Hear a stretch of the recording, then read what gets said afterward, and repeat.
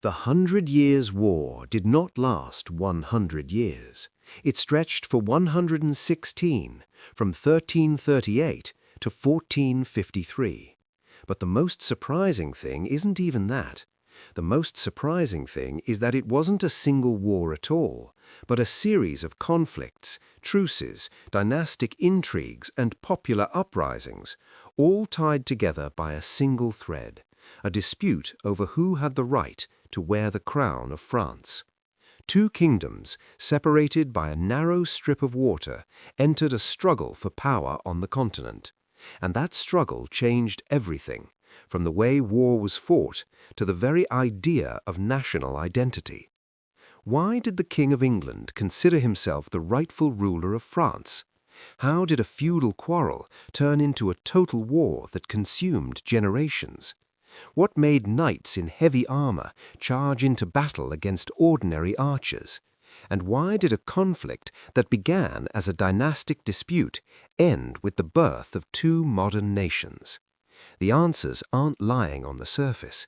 They're hidden in a tangle of contradictions, ambitions, coincidences, and tragedies.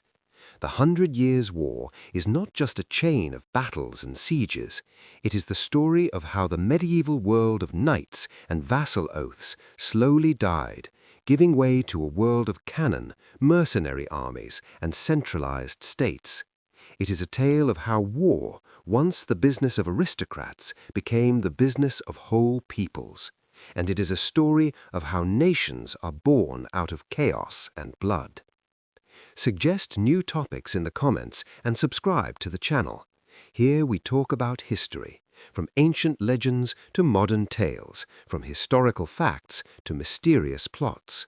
Make yourself comfortable. We begin. Imagine Europe at the beginning of the 14th century.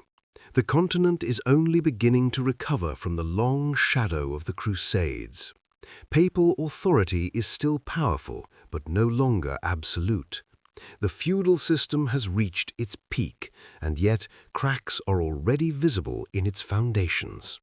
Cities are growing, trade is expanding, with them come new money and new ideas. The old order still holds, but something in this world is about to change. France and England are not the states we know today. France is a patchwork, a quilt of duchies, counties, and royal lands. In reality, the king's direct authority extends only to Île-de-France and a few surrounding regions. Powerful dukes, Burgundy, Brittany, Aquitaine, rule their lands almost as independent sovereigns. They swear loyalty to the king. In practice, they do as they please. Royal authority is more an idea than a reality. England, after the Norman conquest, is a strange hybrid. Its kings speak French, they hold vast lands in France, and often spend more time on the continent than on their own island. The English aristocracy are descendants of Norman conquerors. For them, the Channel is not a border, it is a bridge between two halves of their world. Nationality, in the modern sense, does not yet exist. There are vassal oaths, feudal obligations, dynastic rights. And it is this system that creates the conditions for war. In 1328, the direct line of the Capetian dynasty came to an end. King Charles IV died without a son, and suddenly the question of succession could no longer be avoided. According to French tradition, rooted in the customs of the ancient Franks, the crown could not pass through the female line. This principle would later be known as the Salic law. The closest male relative was Philip of Valois, nephew of the previous kings. The French nobility accepted him with little resistance. He became Philip VI. But there was another claimant, the young King of England, Edward III. Edward was the grandson of a French king, Philip the Fair, through his mother, Isabella of France. She was the daughter of Philip and the sister of the last three French kings.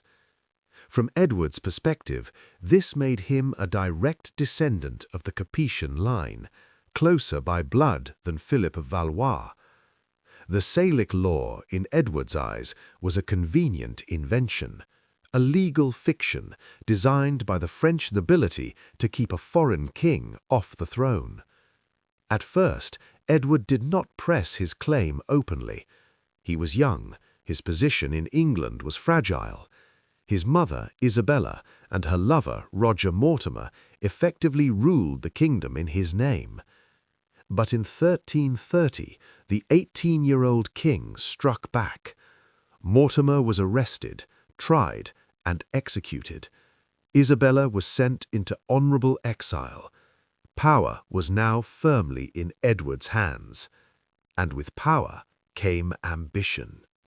The world before the war was bound together by 1,000 invisible threads. England and France were not enemies by default. They were entangled. English kings owned vast lands in France, above all the Duchy of Aquitaine, a rich region in the southwest. Vineyards, ports, trade routes. But for these lands, the King of England was not sovereign. Technically, he was a vassal of the King of France, a crowned king kneeling before another king. Imagine the humiliation. You are God's anointed ruler in your own realm, and yet, for part of your lands, you are merely someone else's subject. This absurd situation had existed for centuries. French kings steadily tried to limit the rights of their most powerful vassals. English kings resisted, defending their independence. Conflicts flared up, then faded.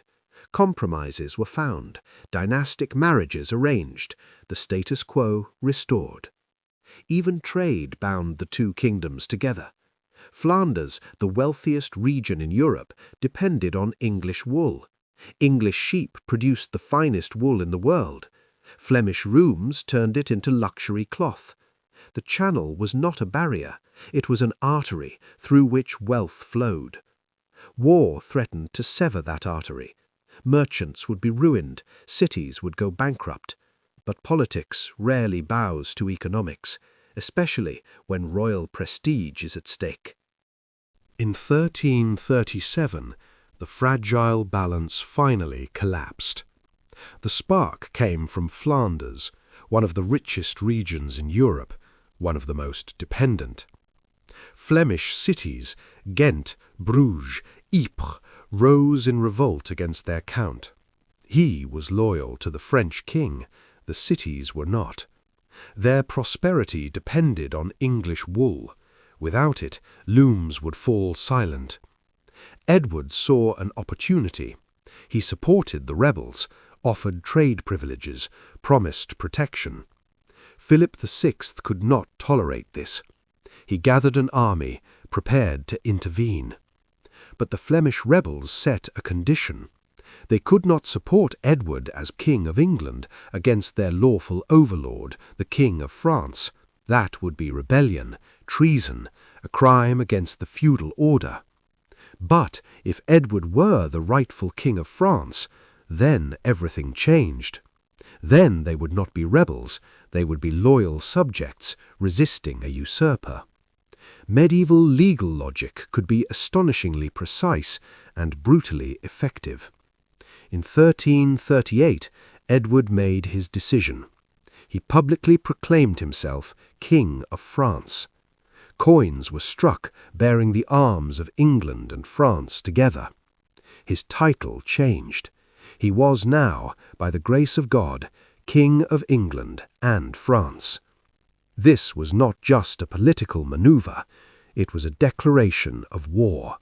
A war that would last the lifetimes of 4 generations. The first years of the war passed without decisive battles. Neither side rushed into a final confrontation. Both kingdoms understood what was at stake. In medieval warfare, a single defeat could mean the collapse of an entire realm.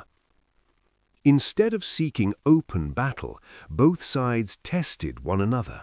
They launched raids across borders. They besieged towns, captured castles, and withdrew before a decisive engagement could take place. This was not hesitation, it was calculation. Medieval war was slow, methodical, and deeply cruel. Armies marched not to defeat enemy troops, but to destroy enemy lands.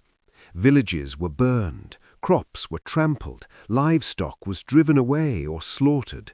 Starvation became a weapon. This strategy had a clear purpose. By devastating the countryside, a king weakened his rival's economy. Taxes could no longer be collected, supplies could no longer be gathered, authority itself began to crumble. Every ruined village was a message: your king cannot protect you. Every burning town was a political blow. Prestige mattered as much as territory. For centuries, England and France had learned to manage their rivalry. Conflicts flared, then faded. Compromises were found. Dynastic marriages restored balance. But this war was different. Too much had already been risked. Too much blood had already been spilled. Too many ambitions were now bound to the outcome. There could be no simple return to the old order. The war was slowly transforming.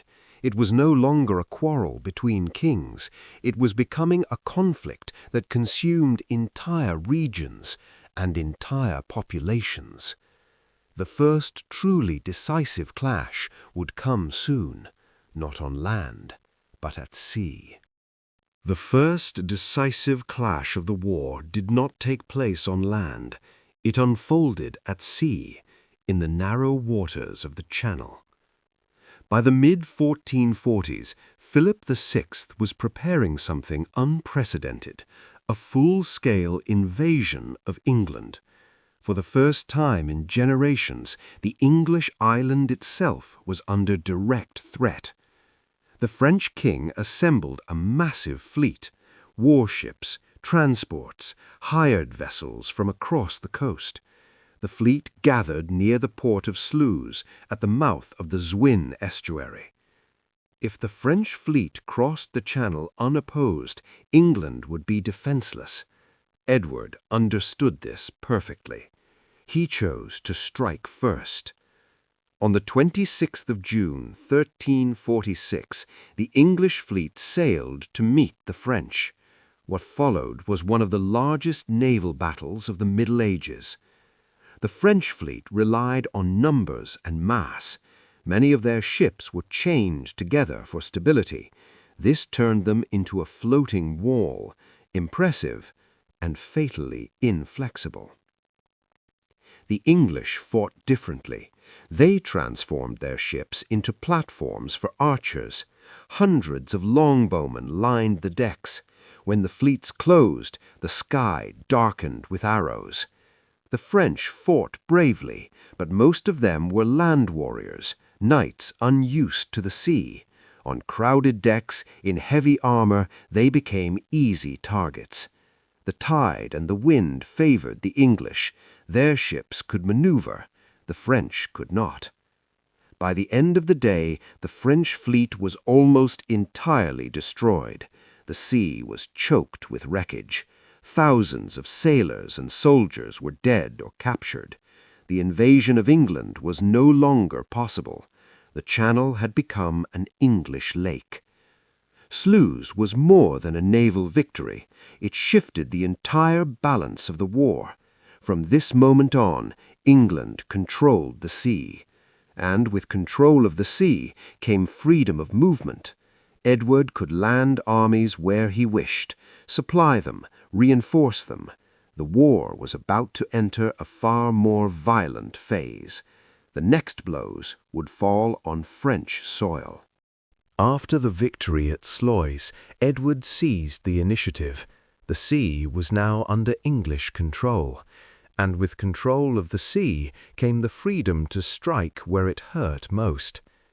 In the summer of 1346, Edward landed in Normandy with an army of around 14,000 men.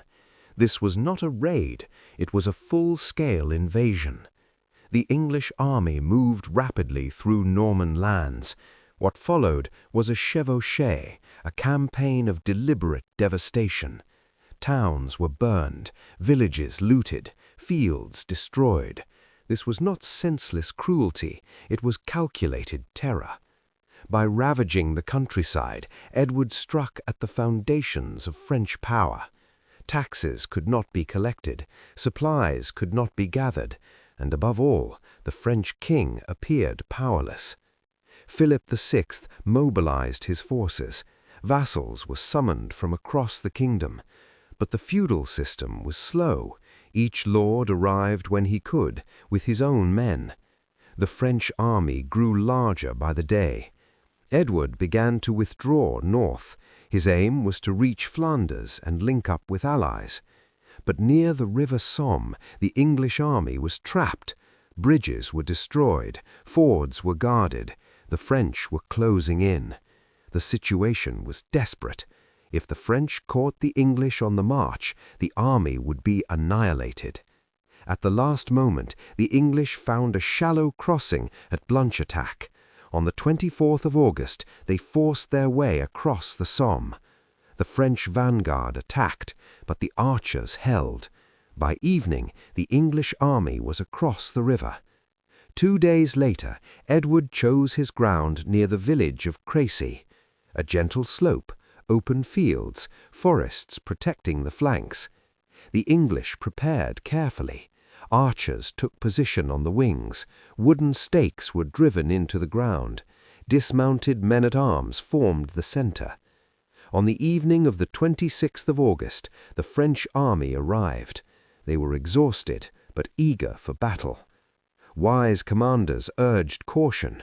They advised waiting until morning, but the knights refused. To delay was to show cowardice. Honor demanded an immediate attack. The Genoese crossbowmen advanced first, professional mercenaries, veterans of many wars. Then the rain began, a sudden summer downpour. Crossbow strings slackened, their bolts fell short. The English longbowmen responded. Thousands of arrows rose into the sky.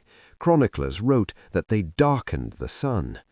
The Genoese broke. They fled back through the French lines.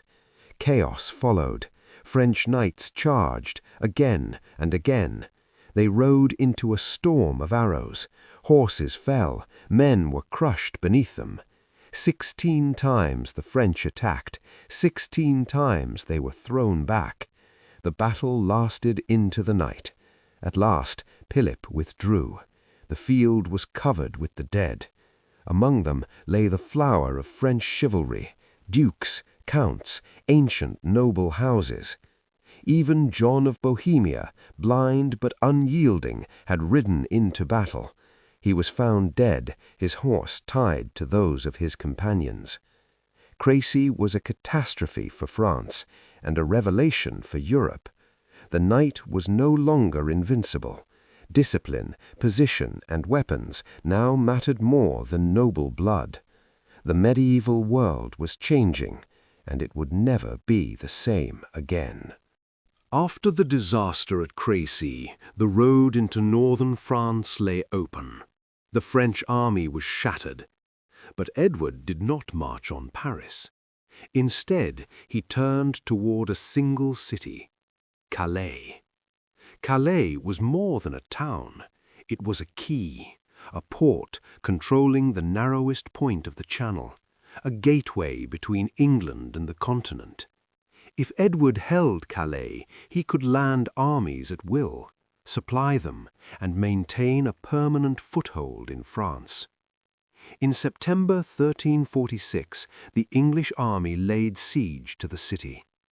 Calais was heavily fortified. Strong walls, deep moats, a determined garrison. Direct assault would be costly. Edward chose patience. He decided to starve the city into submission. The siege dragged on for months.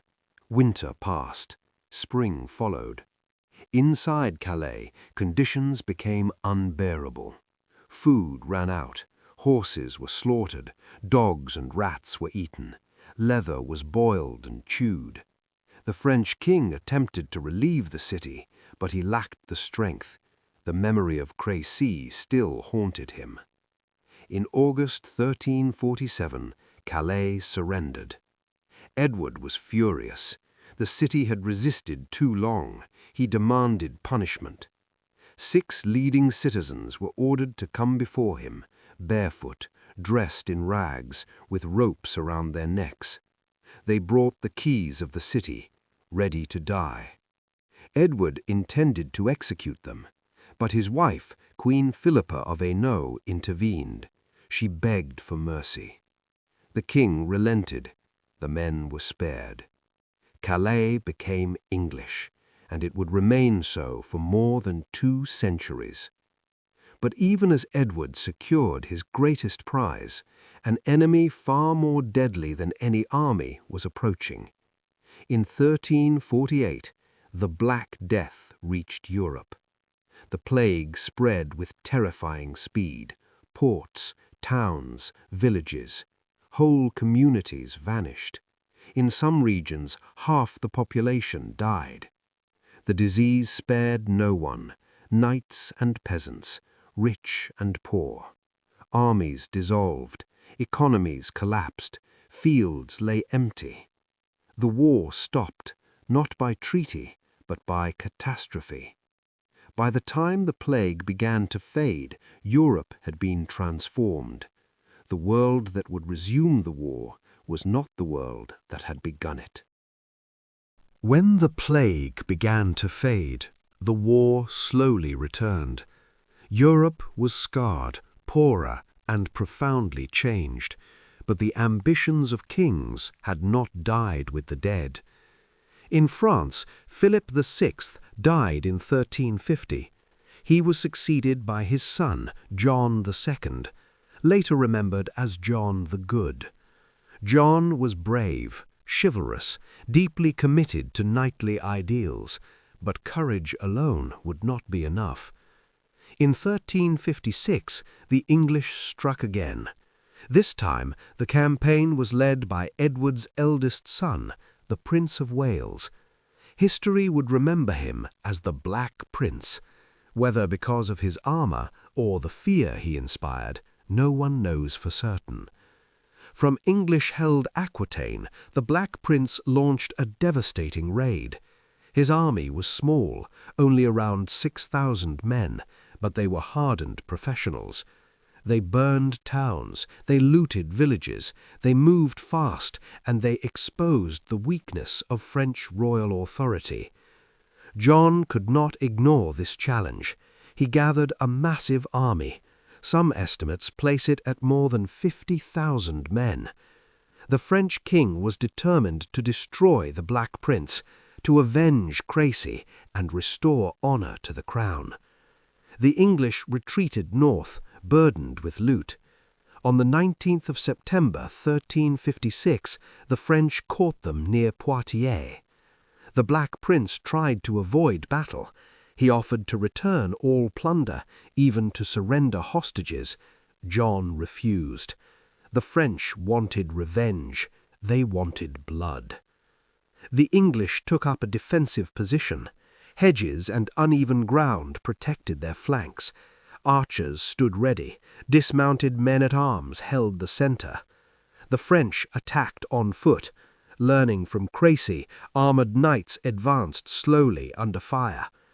The fighting was brutal. Wave after wave struck the English line.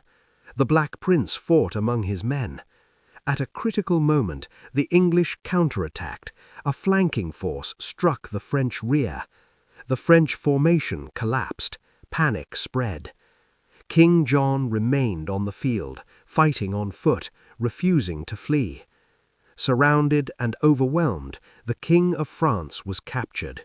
A crowned monarch in enemy hands, the unimaginable had happened.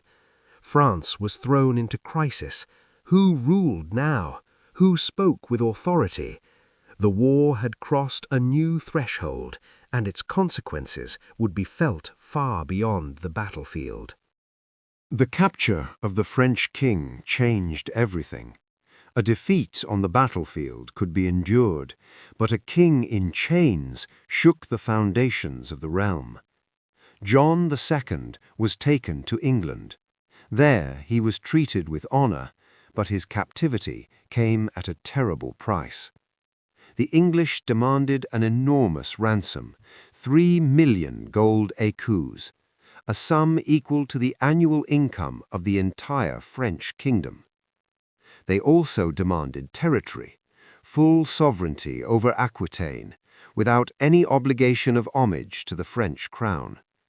France could not accept these terms, but France could not reject them either.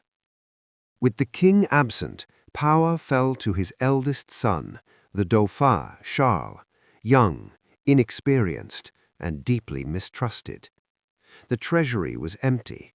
To raise the ransom, taxes were increased to unprecedented levels. The burden fell on those who could least afford it. In Paris, anger erupted. In 1358, the city rose in revolt. The uprising was led by Etienne Marcel, a wealthy merchant, provost of the merchants of Paris. Marcel demanded reform, control over royal finances, limits on royal authority. The Dauphin fled the city. For a moment, Paris belonged to the rebels. At the same time, the countryside exploded. The jacquerie began. Peasants, crushed by war, taxes, and endless raids, rose against their lords. Castles were burned, nobles were slaughtered. This was not a protest. It was an explosion of accumulated rage, a class war in its most brutal form. The rebels spared no one, men, women, children of noble birth. The response was merciless. The nobility regrouped and crushed the uprising with extraordinary violence. Thousands of peasants were killed. The leader of the revolt, Guillaume Carle, was captured and executed. The jacquerie was drowned in blood, but its effects would linger for decades. In Paris, Marcel's position weakened. He sought allies, even negotiating with rivals of the royal house. This proved fatal. In July 1358, Etienne Marcel was murdered. The Dauphin returned to Paris. Order was restored, but the kingdom was broken. The war was no longer just a struggle between crowns. It had torn society itself apart. France could not continue like this, a king in captivity, a treasury in ruins, a country torn by revolt. Negotiations dragged on for years, but in 1360 an agreement was finally reached. The Treaty of Bretigny was signed. Its terms were harsh, but not as devastating as first feared. France agreed to pay a ransom of 3 million gold écus, an immense sum, to be paid in installments. In return, King John would be released. England received full sovereignty over Aquitaine, no homage, no feudal obligations. Edward also agreed to renounce his claim to the French crown, at least in theory. It looked like peace, but it was fragile. John II returned to France. He was welcomed as a king restored. Yet the kingdom he returned to was exhausted. Taxes remained crushing. The ransom payments drained the realm, and hostages remained in England as guarantees. Among them was the king's own son, Louis, Duke of Anjou. Then came disaster. In 1363, Louis escaped from captivity. He fled England, breaking his word, breaking the terms of the treaty. For most rulers, this would have been a relief, but not for John. John had built his life on knightly honor, on vows, on personal responsibility. He believed that a king's word was sacred and that his son's escape dishonored him. In January 1364, John made an extraordinary decision. He returned voluntarily to England to take his son's place. Europe was stunned. Some called it noble, others called it madness. Only months later, John II died in captivity, a king of France, dying a prisoner in London. His death symbolized the end of an age, the age of chivalric kings who believed honor could outweigh power. France would now be ruled by a very different man, one who understood that survival required strategy, not ideals. After the death of John II, the French crown passed to his son, Charles V. He was called the Wise, and he was nothing like his father. John had been a knight, brave, honor-bound. Charles was not. He was sickly, physically weak, and incapable of leading armies in person, but he understood something his predecessors had not. France could not defeat England in open battle. Crécy and Poitiers had proven that. So Charles changed the rules of the war. No more glorious charges, no more desperate attempts at decisive battles. This would be a war of patience, a war of exhaustion. Charles reformed the army. He created permanent garrisons, improved city defenses, and appointed commanders for their ability, not their birth. The most important of these was Bertrand du Guesclin, a Breton knight of modest origin and a master of irregular warfare. Du Guesclin avoided open battle. He struck supply lines, harassed garrisons, captured castles through siege and deception. If the English advanced, he withdrew. If they fortified, he surrounded them. It was slow, unglamorous, and devastatingly effective. In 1379, war resumed officially. Charles declared that Edward had violated the Treaty of Bretigny. Edward responded by reviving his claim to the French crown. The war began again, but it was no longer the same war. There were no grand invasions, no heroic clashes of armies. Instead, English possessions shrank, one castle at a time, one town at a time. The English found themselves unable to force battle and unable to protect their scattered holdings. By the late 1370s, the great English conquests had collapsed. When Edward III died in 1377, England held little more than Calais and a narrow strip of the southern coast. The Black Prince was already dead. England was left to a child king, Richard II. France, battered but intact, had survived, and for the first time in decades, the balance of the war was shifting. For a brief moment, France seemed to be recovering. English power was retreating, the kingdom was stabilizing. Then everything collapsed again. In 1380, Charles the Wise died. His successor was his son, Charles VI. He was young, charismatic, and at first full of promise. But in 1392, the king suffered his first attack of madness. He failed to recognize his companions. He attacked his own knights. At times, he claimed he was made of glass. The attacks did not pass. They returned again and again. The King of France was mad. A kingdom could survive defeat. It could survive poverty, but it could not survive a powerless crown. With the king incapacitated, power passed to his relatives, the princes of the blood, the king's uncles and his brother. Two factions soon emerged, the House of Orléans and the House of Burgundy. Louis, Duke of Orléans, the king's brother, became the dominant figure at court. Opposing him stood the Duke of Burgundy, Philip the Bold, and later his son, John the Fearless. This rivalry was not ideological, it was personal, and it was ruthless. In 1397, France descended into open civil war. In 1307, Louis of Orléans was murdered in the streets of Paris on the orders of John the Fearless. The kingdom split in two, the Armagnacs and the Burgundians. French fought French, cities changed sides, massacres followed. The war with England faded into the background. France was destroying itself, and England watched, patiently. Opportunity was coming, and England would not miss it. While France tore itself apart, England prepared to return. The throne of England now belonged to a new king, Henry V. He was everything Richard II had not been: young, energetic, deeply religious, and intensely ambitious.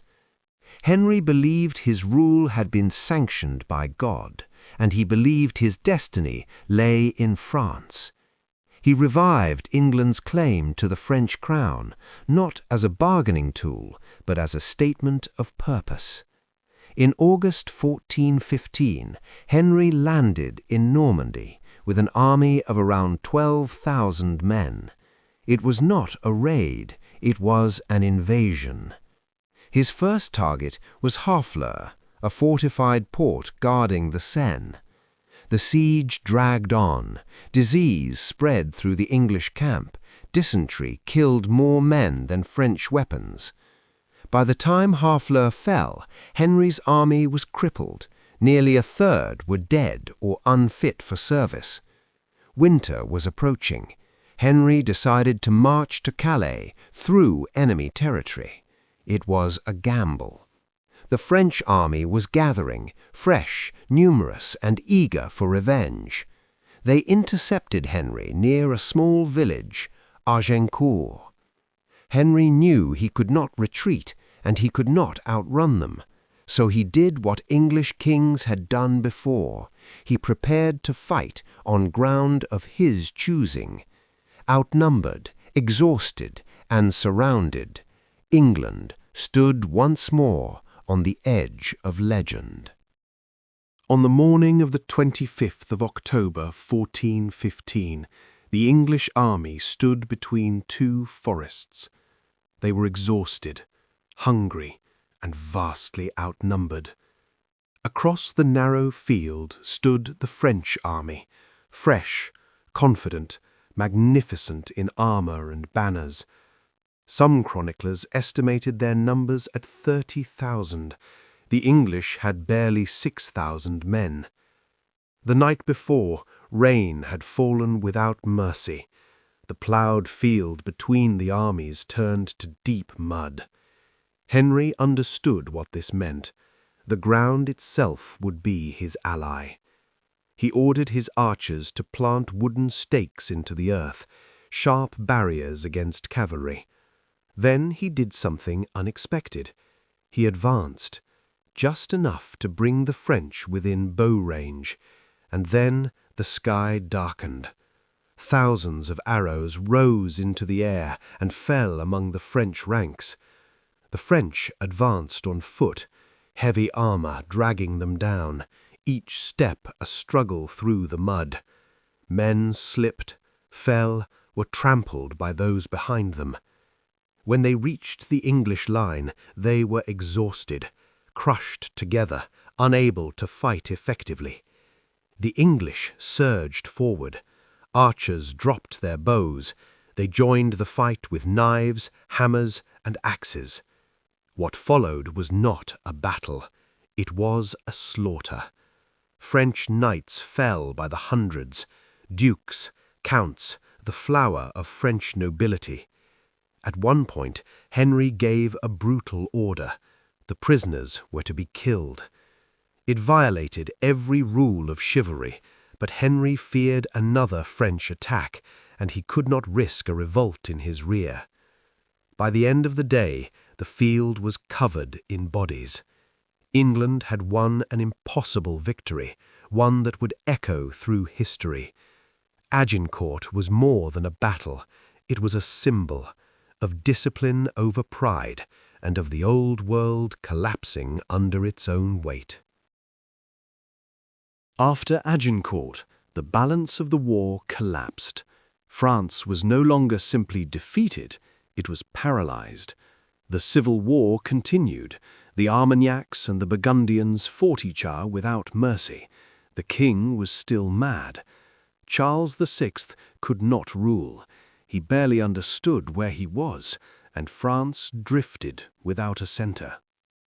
Henry V advanced methodically. City after city fell. Normandy was conquered.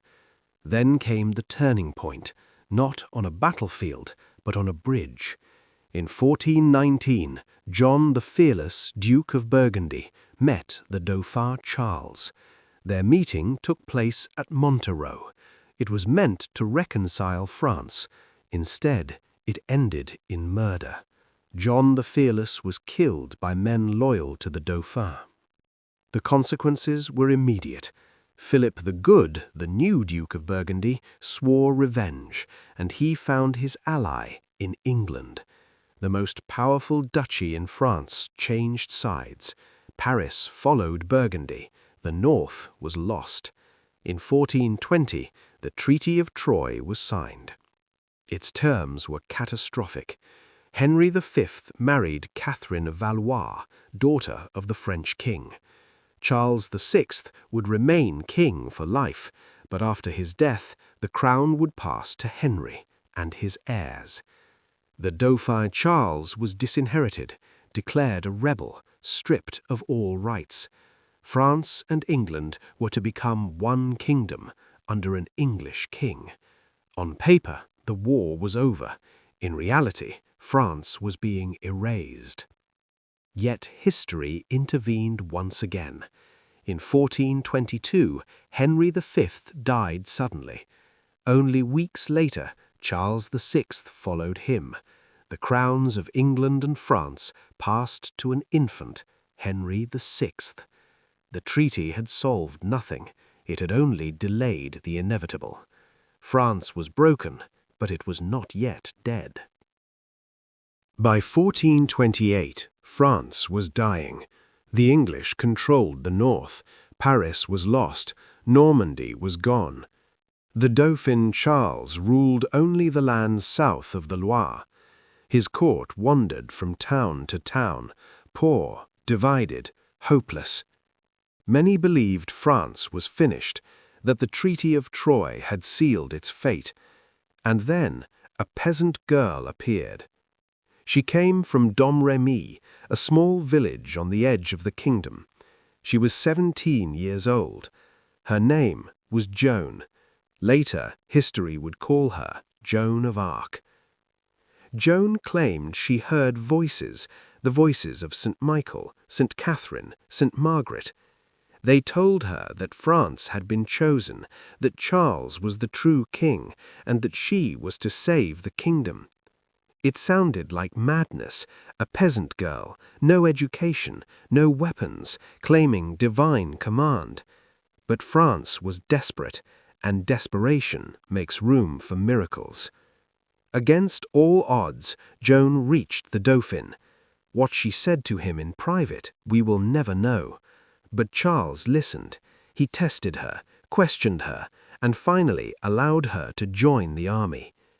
In 1429, Orléans was under siege. If the city fell, the south would collapse. Joan rode at the head of a relief force, not as a commander, but as a symbol.